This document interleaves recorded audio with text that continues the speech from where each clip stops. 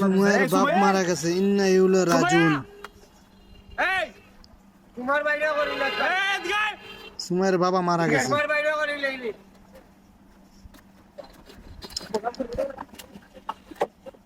বেশি তোমার বাইরে লাই উঠে গিয়েছে দেখেন কি করবো কি না মাথাটা এমনি শরীরে অসুখ আরো অসুখকে ফলাই দিচ্ছে আমারে। কত কাহিনী করতে হয় সময়ের মেনটেন করতে।